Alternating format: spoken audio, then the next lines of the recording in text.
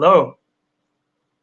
This is Adam Carroll of Justice for All, a human rights NGO accredited with the Department of Global Communications at the United Nations. Welcome to UN This Week, our twice-weekly live show running Tuesdays and Thursday afternoons. Today's program, Major Challenge, Confronting China's Authoritarianism in the International Community. In previous programs, we have not spared the United States government for its current hostility to international courts, international peace agreements, and multilateralism in general. Though U.S. double standards in human rights protection are not new, the Trump administration has damaged the U.S. government's already complicated reputation and hindered its positive capacity for global leadership. However, the U.S. is not the only nation that has played a brutal zero-sum game of hardball politics at the United Nations. Today's focus on China will begin to describe how it projects power on the global stage while denying the evidence of vast oppression at home, not to mention threats to Hong Kong, Taiwan, and the South China Sea. Our guest today is Jenny Wang, strategic advisor at the Human Rights Foundation. She advises on the planning and execution of the organization's many events and provides support for research initiatives such as the Hong Kong desk. Today, we can explore how to link the many concerns about Chinese Communist Party policies. The struggle for democracy in Hong Kong may resemble similar struggles around the world, but it is also a special case. Today, that struggle seems to be failing. Largely because of the size of Chinese markets, American policy has been, until quite recently, to engage with China. This economic interdependence includes the outsourcing of many products made cheaply in Chinese factories, including essential medicines and PPE. This past weekend, the New York Times ran a video expose of how many face masks we are wearing to protect against the coronavirus are not only made in China, but also from Xinjiang, the homeland of the oppressed Uyghur people. Many viewers will be aware of the comprehensive persecution of the Uyghur population, as well as the Tibetan and other minorities. Over the past weekend, reports of forced sterilization led to a discussion on BBC with the Chinese ambassador, Liu Xiaoming, when he was shown drone footage showing Uyghurs being blindfolded and led to trains, images authenticated by the Australian security services, among others. He said he did not know what the video was showing and claimed that talk of concentration camps was fake.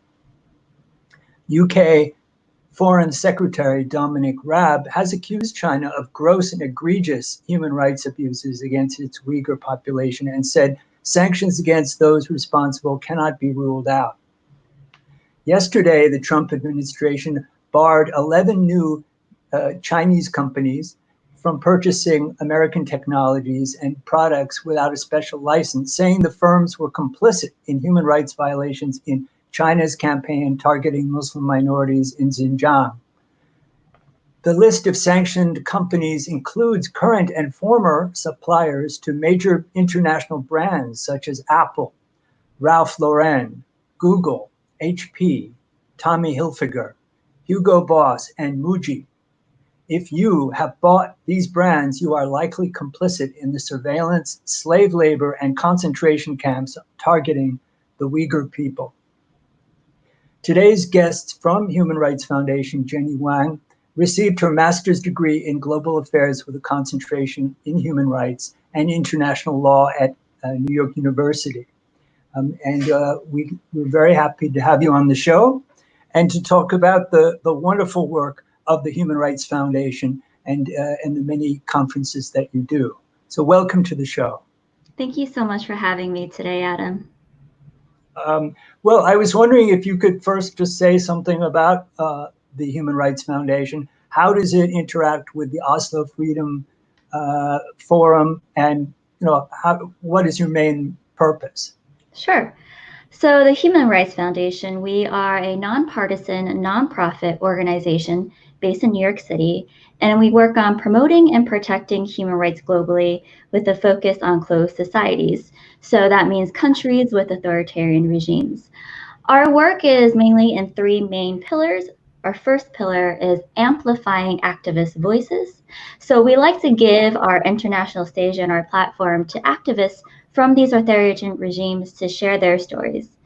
Our second main pillar is connecting activists with folks from various industries. And we like to explore fun, unconventional ones when we talk about human rights or politics. So that could be business, that could be music, technology, fashion. And this pillar really focuses on reaching people across all industries so that more people are aware about the struggle for human rights. And our third pillar is that we ask governments and institutions to sanction human rights abusers and review their policy towards authoritarian countries such as China. I know you mentioned our Oslo Freedom Forum, and I believe you've attended before. Our Oslo Freedom Forum is our flagship annual conference in Oslo, Norway, where we invite the world's most engaging human rights activists, artists, entrepreneurs, policymakers, academics, and students to get together to brainstorm ways that we can raise human rights to the top of the world agenda and to share stories.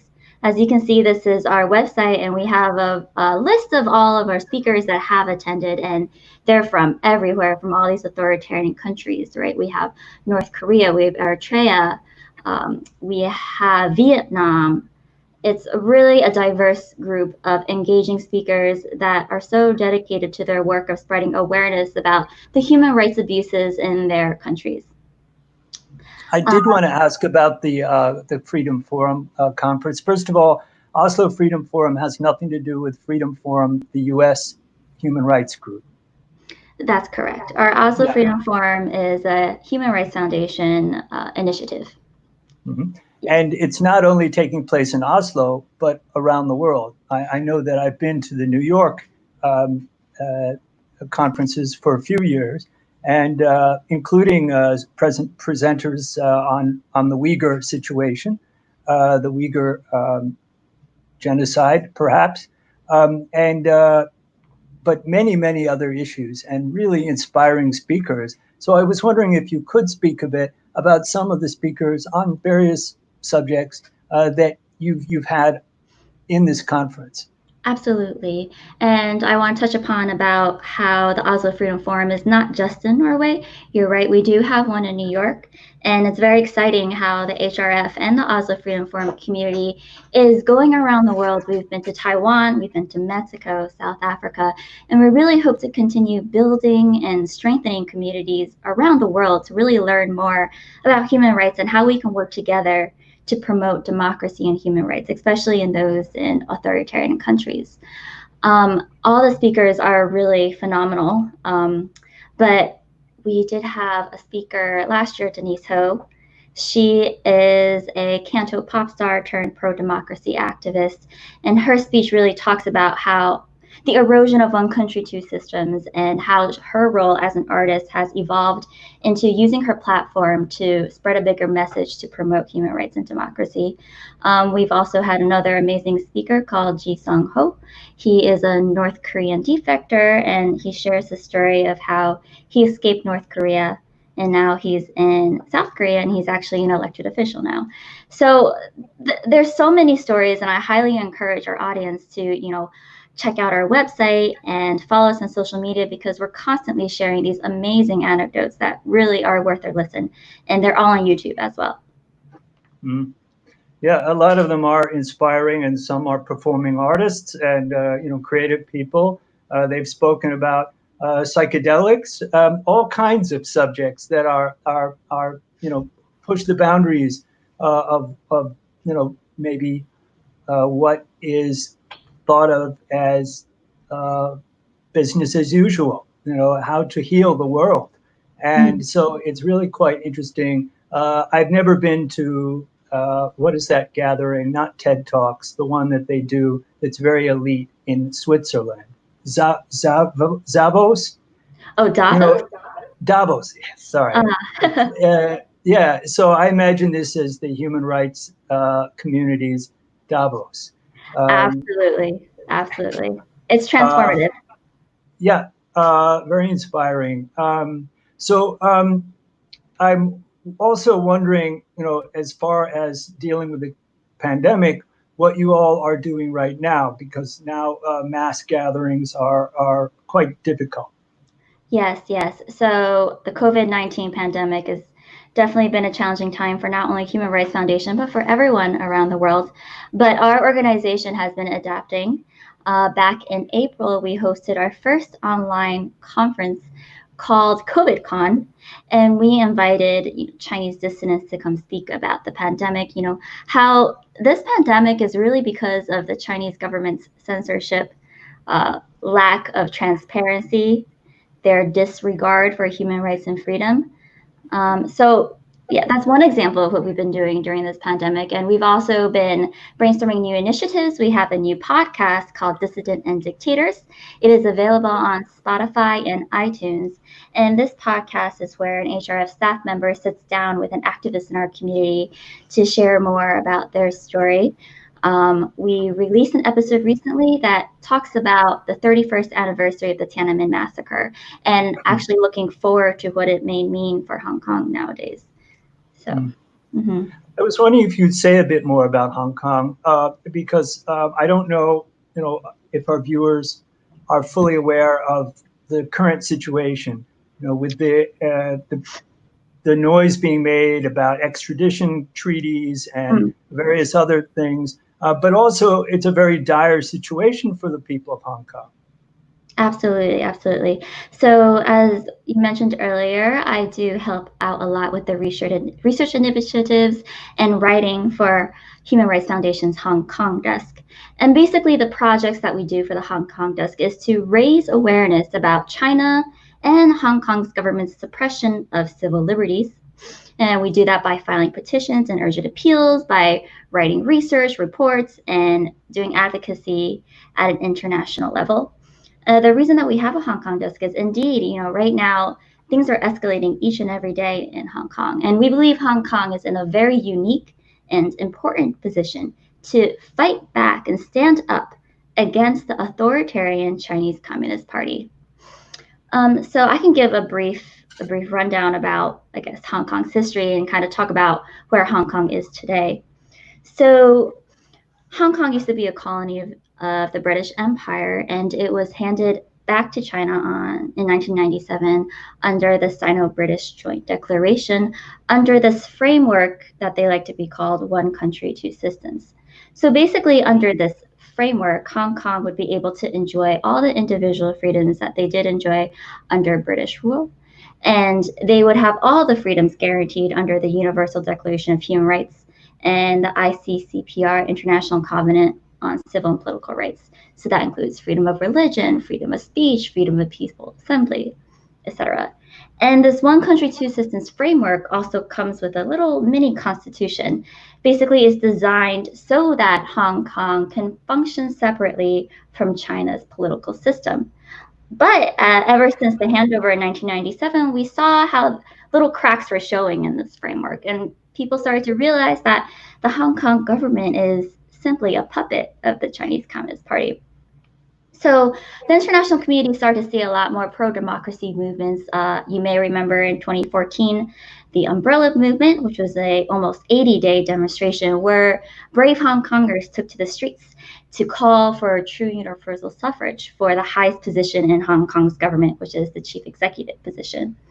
And this past summer, summer 2019, we saw the anti-extradition law protests where millions took to the streets to kind of stand up against this bill that would allow people to be extradited to China, which is very concerning because there is no rule of law in China. And that kind of all snowballed into there's been aggressive, brutal police brutality conducted by the Hong Kong police force onto innocent Hong Kongers. And then it started to really showcase how this One Country, Two Systems framework is actually a lie, and how the system is just allowing the Hong Kong government to be puppets of the CCP. And then fast forward to now, even during the pandemic, early on in the pandemic, people were still trying to activate and mobilize to keep awareness about what's going on in Hong Kong. But I think the Hong Kong government realized how the pandemic can actually be kind of a blanket, because the international community isn't really paying attention nowadays. So they passed the national security law, and the national security law is really solidifies how one country, two systems is completely eroded. So basically, this national security law has vague definitions of what terrorism is, what separatism is, collusion, subversion, and then they have these extremely grave punishment, even life imprisonment. So it basically gives China courts the authority to try cases likely behind closed doors. So this is where we are in Hong Kong right now. It's a very crucial time, and it is important for the international community to pay attention to what's going on in Hong Kong, because Hong Kong has long been referred to the gateway to the world. And so what's happening in Hong Kong can easily spread over to the rest of the world. Well, the UK government has suggested that it might offer visas to a lot of people living in Hong Kong residents, because of the historical relationship with Hong Kong. But that sounds to me like it's throwing in the towel, and that it's saying, oh, well, you lost, democracy lost, so come to the UK. I mean, is that what the message is? I think the BNO giving these Hong Kong's people the ability to go to the UK is good, but also keep in mind that the BNO is only available to those that were born before the handover. The handover was in 1997. So that automatically, a lot of young Hong Kongers, that doesn't apply to them, right? But I think it's important that whatever we do, we need to support Hong Kongers overseas that may have escaped Hong Kong. These coalitions, these organizations of overseas Hong Kongers are going to continue to strengthen the pro-democracy movement of Hong Kong overseas. The young Hong Kongers who took to the streets and demonstrated so passionately, do they have support among the Black Lives Matters movement, for example? Is there an international support system for this Hong Kong movement? There is starting to be more international support, but I think it's always important to keep pushing for more international support. There's support right now, for example, the United States on both sides of the aisles, right? But I think it's important to also, target businesses or target foreign companies and to target fashion brands that may also be complicit to these human rights abuses. So, for example, when the national security law was passed a few weeks ago, we saw a lot of tech companies in this position of, what do we do now, right? And we saw Google and Twitter, for example, say that they were going to pause any data requests to the Hong Kong authorities. So that's a good move. We should see more companies taking a stance.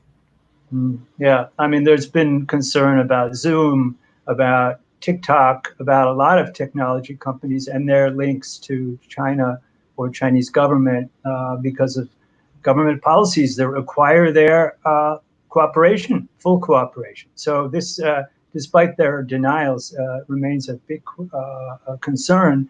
And it is a reminder that there are a lot of different concerns in China, going back a bit. I mean, not even as far as Mao Zedong, but just going back to looking at how the Tibetans have been treated.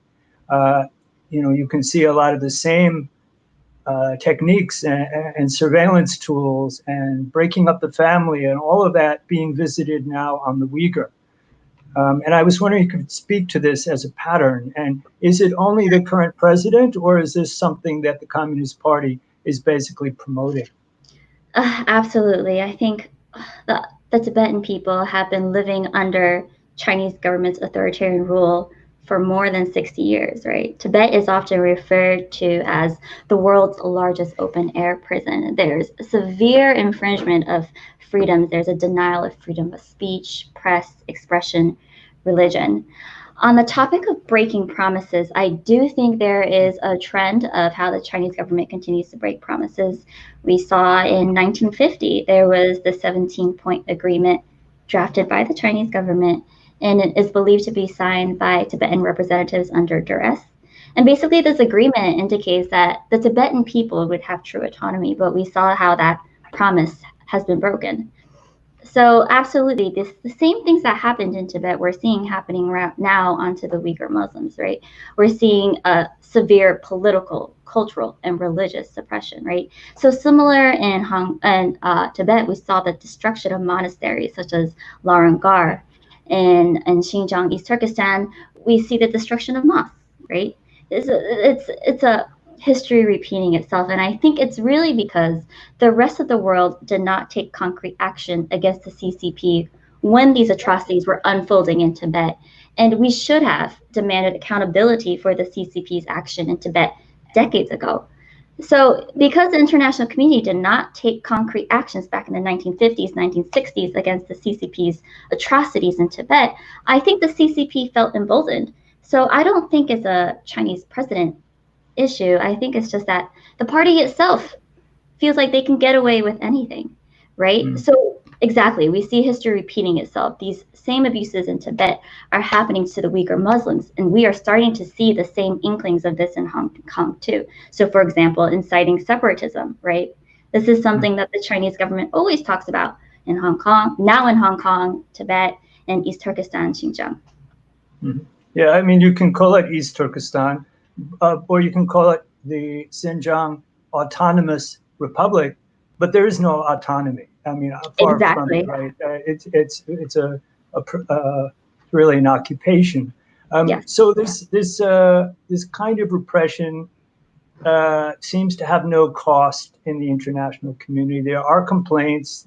I understand the human rights, the UN Human Rights Commissioner has wanted to visit, but she's setting conditions, normal conditions, that she'll have a free, ability to ask questions of anyone, and of course they won't let that take place. When some of us met with the Chinese ambassador to the UN just before the pandemic, and we brought along Aydin Anwar, who was one of our Uyghur staffers. He just yelled at her and absolutely tried to crush her as a human being. And it was shocking to everyone in the room. It was a group of NGOs, because we could see that whether it was the emotional impact of denial or what it was, whether it was hatred and racism, we were dealing with something that wasn't rational. So because up to then he had been a very clever diplomat, and talked, a good game. So I think that we are dealing with something that will take a lot of pressure and needs to be faced by the Chinese people themselves in terms of accepting their diverse ethnic minorities. But meanwhile, the complicity of Western and world companies does need to be remembered, and we need to make choices about who we buy from. At the UN, though China has signed on to the genocide treaty, right? Nobody dares to call this genocide. Yes. And while one might argue either way, certainly the systematic character of this repression, even including forced sterilization, right, really leads to the necessity of discussing genocide, and yet there's very little traction. So what is your suggestion about getting more traction at the United Nations? The United Nations, yes. I think, first of all, at a state level, these governments need to be taking more concrete action, speaking up against the Chinese Communist Party. So I know, for example, Prime Minister Jacinda Ardern yesterday at a Chinese business summit in New Zealand actually spoke up against the treatment of Uyghur Muslims and spoke up against the national security law and spoke up about Taiwan's exclusion from the World Health Organization. I think this is a very promising step, and more leaders need to do this and then bring it up another level to the international institution level, so the UN. And I think right now, China has really big pull and influence in the United Nations, right? And I think the United Nations needs to evaluate, maybe reform, but we do need a global governance system that works. What is your own thought on WHO, the World Health Organization, and whether it was too soft on China in the weeks leading up or starting the pandemic? Absolutely. I read a really good piece on Council on Foreign Affairs called The Dereliction of Duty regarding the WHO, World Health Organization's response to COVID-19. And I definitely agree. The WHO's had a really, really weak response to China's lack of transparency and management of COVID. And I think that's just a very clear sign of how China's money has gone a long way and has exerted its diplomatic and political influence. Yeah, and we've seen how when some nations will sign on to a group letter in the Human Rights Council in Geneva on behalf of the Uyghur, China will quickly organize a larger number on its side, and so it's able to convince one way or another. And certainly, China's doing development projects. It's very development oriented, and it has done well in terms of decreasing poverty in its own country, but at a cost. And I think that cost will also be borne by these other countries which have partnered on the Belt and Road Initiative, which is also called debt diplomacy. Absolutely, absolutely. And I want to piggyback on what you mentioned about how China is really demonstrating their influence. And so, for example, you mentioned about the Uyghur Muslims. In 2019, several states wrote to the UN Human Rights Council to talk about these human rights violations, but China was able to gather almost 40 member states together to defend China's actions. And of these member states that defended China, they were also beneficiaries of the Belt and Road Initiative. So everything's interconnected. And the Belt and Road Initiative is one of Xi Jinping's signature projects. And it's a project of how he's tying everything together, economy, politics, etc. I think the debt diplomacy aspect of it is very concerning from a security military standpoint. So, for example, we've all heard of Hambantota port in Sri Lanka, which was handed over to China on a lease for 99 years. And these are strategic points of interest, and China, the Chinese government is having access to that. Yeah, no, that's very distressing. And just to say that, speaking of Taiwan in the UN, I don't know if all the viewers realize that Taiwan has been totally excluded from the UN. I was wondering if you could speak to that. Absolutely. So Taiwan is often referred to as the international orphan.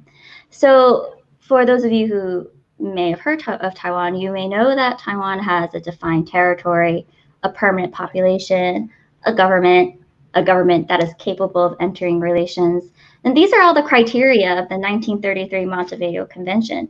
But despite all that, Taiwan is not a member of the United Nations. Taiwan only has about 15 formal diplomatic allies. And so because of that, Taiwan's government is not able to go attend the UN General Assembly, for example, or, Taiwanese girls are not able to go attend the CSW every year. And it's alarming, but when you think about it, there's also this impact on the individual level. If you are a Taiwanese person, you cannot even enter the headquarters of the UN. If you are a Taiwanese journalist, you can't even go cover the stories that are happening there. If you're a tourist or a visitor, you can't even go in. So I think this is an issue that not a lot of people know about. So yeah, Taiwan's exclusion from the international community is very alarming. And we saw that a lot earlier this year when the pandemic broke out. Taiwan's response to COVID-19 has been internationally lauded and is highly because of Taiwan's democratic values and commitment to human rights, which is very different from the giant across the strait. Well, as far as Taiwan's hope to get back in, I mean, there are small nations with small populations in Micronesia and elsewhere that are member states of the UN. But how many people live in Taiwan? 23 million, 23, 24 million. Yeah. And your family originally comes from there, though you grew up here. Yes, that is correct. I was born in the United States to Taiwanese immigrants. So basically, growing up, I spent a lot of time in Taiwan. And I saw for myself that Taiwan is an absolutely normal country, right? But then when I got older, I learned that Taiwan is not a part of the United Nations, which the UN claims that they're committed to leaving no one behind, but Taiwan is blatantly left behind. And not only that, but I also learned about how Taiwan's democracy is so young. And even though it's so committed to human rights and so committed to democracy, it remains an international orphan. And this is largely going back to China because of China's geopolitical bullying. Well, just to say that our organization, it's hard to see it, but we have a project called the Save Uyghur. It's behind me. I can't make it show. But it's saveuyghur.org. And this is a project of Justice for All, which I work for. And we're doing a short station break for Justice for All. If you've all been depressed by what you've heard so far, please don't be, because we're going to speak a bit about maybe what we can do to make the situation a little better. So stay tuned.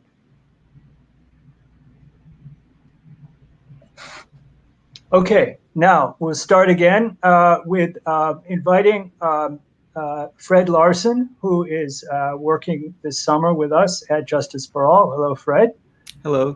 And I was wondering if you could start us off with a bit more hopeful or at least practical question for us.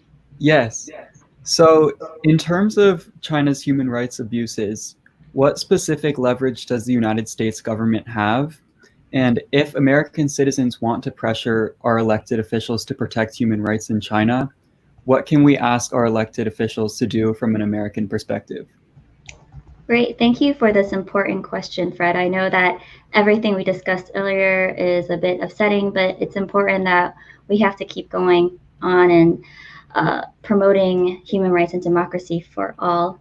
Regarding your question on what American leverage, what the United States can do to push back against the Chinese Communist Party's human rights abuses.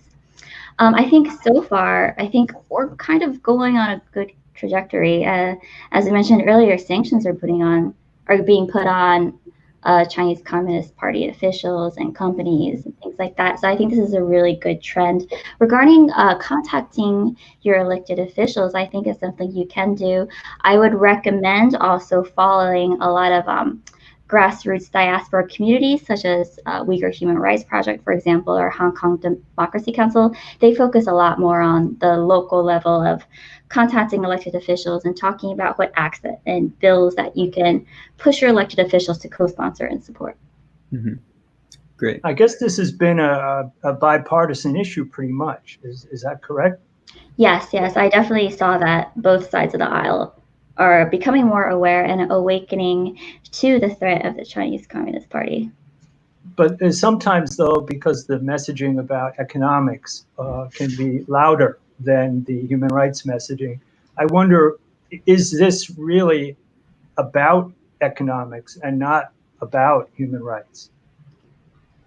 Can you repeat your question, please? I'm sorry, I didn't. I mean, does the U.S. government really care about human rights, or is this all a cover for trade negotiations?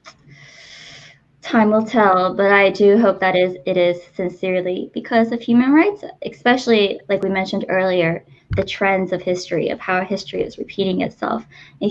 I would hope that the international community has seen what happened to Tibet, is seeing what's happening to the Uyghur Muslims, and is seeing what's happening in Hong Kong, and seeing the constant, geopolitical bullying, military intimidation in Taiwan, India, South China Sea. I mean, you add it all together, and the image is pretty crystal clear what the end goal of the Chinese Communist Party is. So I hope, elected officials in the United States and abroad are putting their heads together to brainstorm what can be done. Do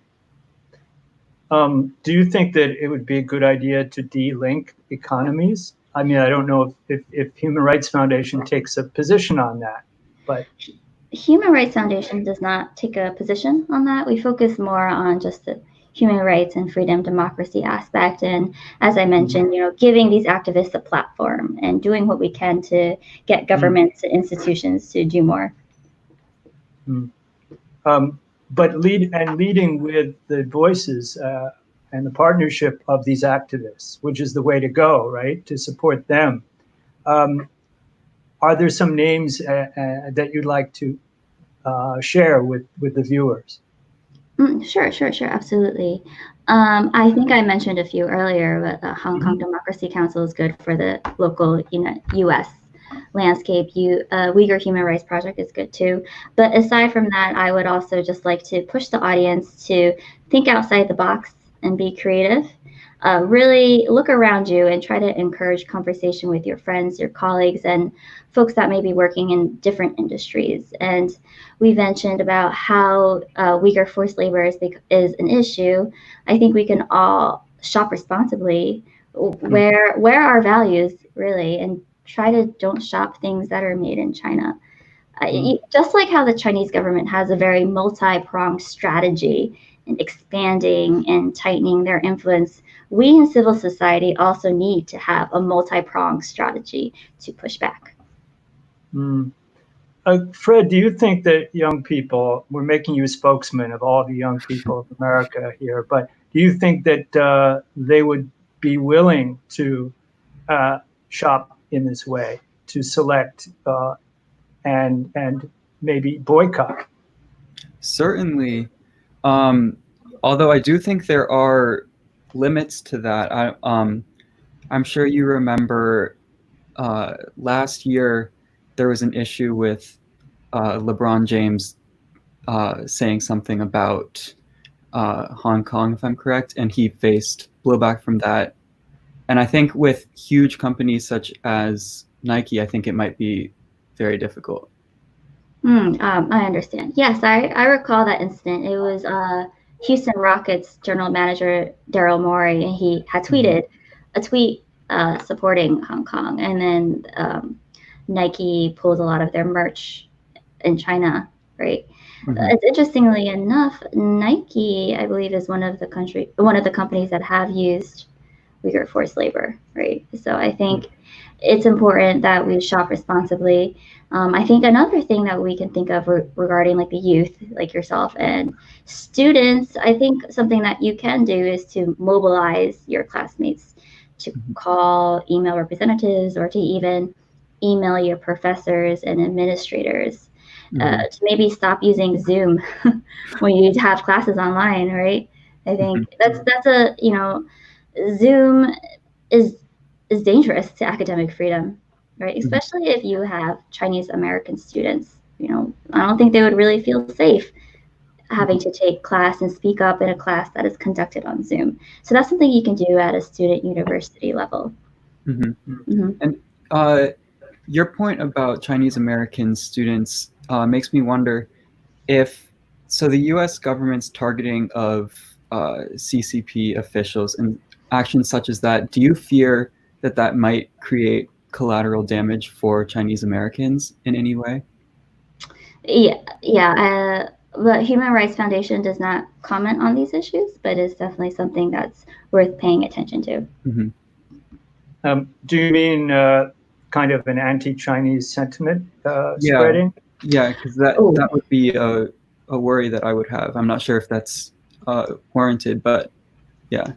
I understand. And I think it's really important for all of us human rights defenders, or all of us interested in this, that we need to be very clear that when you criticize the Chinese Communist Party, that does not mean you're criticizing the Chinese people. The Chinese people deserve human rights and freedom as well, right? So we have to be crystal clear that when you are criticizing CCP, you're not criticizing Chinese people, and that's something that we all need to understand. Similarly, here in the United States, you can speak up against the administration, but that does not mean you're un-American, right? Yeah. You're just exercising your freedom of speech, expression, thought. It should all be welcomed. Unfortunately, some people don't understand the difference, including our president. When the pandemic really kicked in New York, we saw hate crimes against Asian people really increase. and it was partly in reaction to all the, the signaling in the right-wing social media, including President Trump's Twitter account. So anyway, we hope that we'll avoid that and that we'll really hold the right people accountable. We'll hope that the UN will hold the right people accountable and get more traction. And whether it's about China or it's about US or Russia or any of the other countries, we all can share a real sincere concern about rising authoritarianism. And so appreciate that Human Rights Foundation is a solid player in that field, trying to protect human rights everywhere. So we're looking forward to when finally you're able to do these in-person conferences again. But any events coming up in the near future, online or elsewhere? Definitely follow Human Rights Foundation on Twitter and Facebook and Instagram, because we are constantly posting any new updates we have, posting stories of our activists.